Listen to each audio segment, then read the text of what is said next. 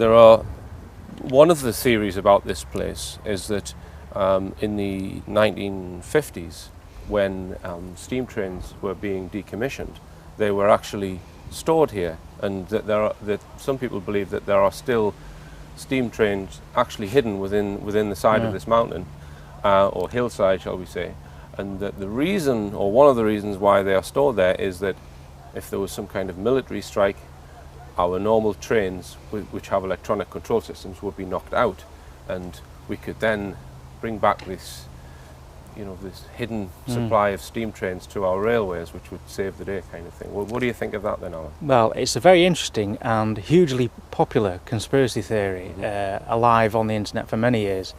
And you can understand how it's grown in momentum, because there's the whole romance of the steam train era, perpetuated by enthusiasts of steam trains, and you can't blame them.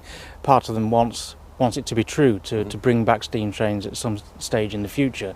The theory goes that at the time the steam trains were being decommissioned and brought out of stock, that not all of them went for legitimate scrap, because the numbers don't tally quite. And the theory goes that many of the steam trains were squirreled away in storage bases, one of which we're standing outside now. And the thought is that they were stored in huge tunnels, underground networks in the hillside behind us, with a view to, in the event of perhaps a nuclear strike on Britain, which would obviously zap out any diesel train electronic systems, in the event of an electromagnetic pulse. The thought that the steam trains would not be affected by that. But of course, when you delve further into the theory, you realise that steam trains, by their very nature, need to be fired up regularly, almost daily, to make them workable. So that to have them stored for years on end in a hillside is not practical, although the romance behind the story is quite understandable. But what about the extremely large rail junction is it still here? No, well, it used to be here. Back in the 60s, I've studied aerial photography from the 1960s, and it shows a huge marshalling yard immediately adjacent to the depot we're standing outside. And I think that has led to the momentum behind the conspiracy theory, because yes, there was a huge marshalling yard for these trains. Yes, the steam trains were for a while stored here in the marshalling yard, but not necessarily within Heapey depot. So the two of those things married together has led extra weight to the theory. Now, this particular depot that we're standing outside is a sub-branch of the BAE's Royal Ordnance industry, and we know that Royal Ordnance basically makes weapons. Now, my gut instinct would be that this place is something to do with storing things to do with weapon systems. That's precisely the case. Specifically, Heapey depot has always been a sub-depot to the Royal Ordnance Factory at Chorley. Now, ROF Chorley no longer exists, and indeed it's been flattened and built upon. There's a huge housing estate there now. I don't think it's actually been fully completed. But strangely, this place is still active. It's We not know that only, because we were met by security when we appeared at the gate. Yes, we had an interesting visit from some gentlemen in a van.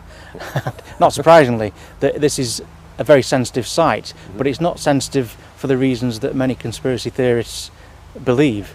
It's sensitive because basically, yes, it's still used by BAE Systems, a major defence contractor, for storage of various munitions, maybe possibly even missile systems and electronics, although that's not been proven. Certainly it is a storage base, as it always has been, for munitions made by BAE Systems, now what was Royal Ordnance. And you've uncovered some new information which gives a clearer view of what you think may have been stored or is indeed stored here. What have you found, Alan? Even more exciting than the supposed steam train collections hidden inside the hillside.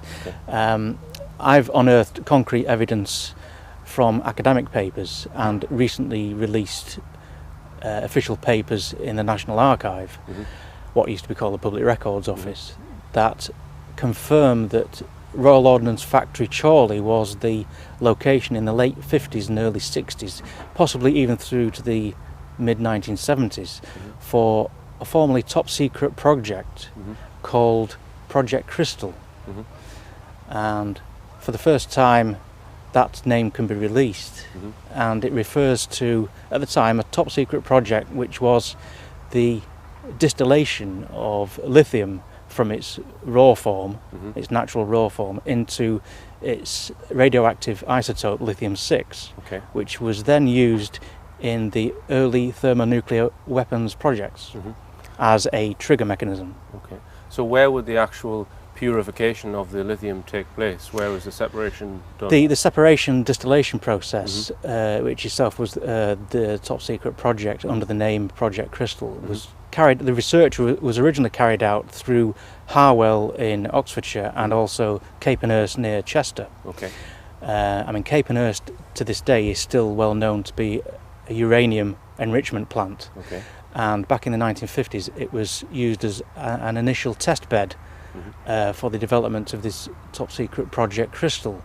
Eventually, the people at Capenhurst and down in Harwell got together to select a site for the full-blown project to go ahead on the full scale, and that location was the Royal Ordnance Factory at Chorley.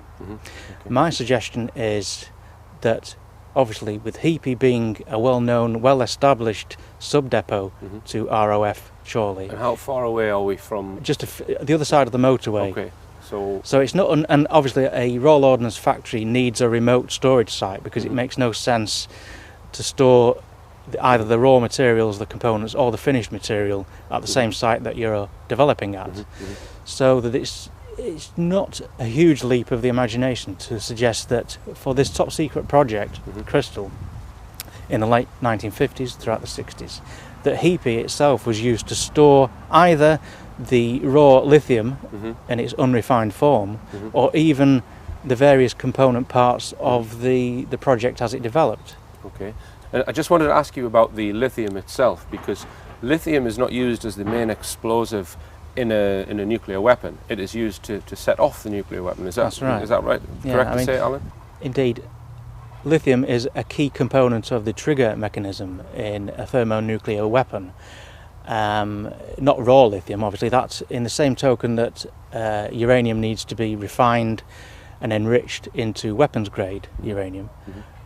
The raw material lithium in the various stages of the trigger mechanism of thermonuclear weapons, it has to be refined and distilled into this radioisotope, lithium-6, and it's that specific isotope that is used in a mini explosion, if you put it in those terms, to trigger the full-scale weapon. I've heard rumours at that particular Heapey base that late at night very bright lights are seen, almost like a Christmas tree, and large trucks arrive and things are unloaded. So what's going on there, Alan?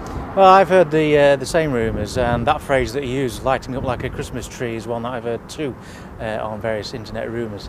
And I think that can be explained by the fact that the Heapey site is sensitive to this day, but in a different sense.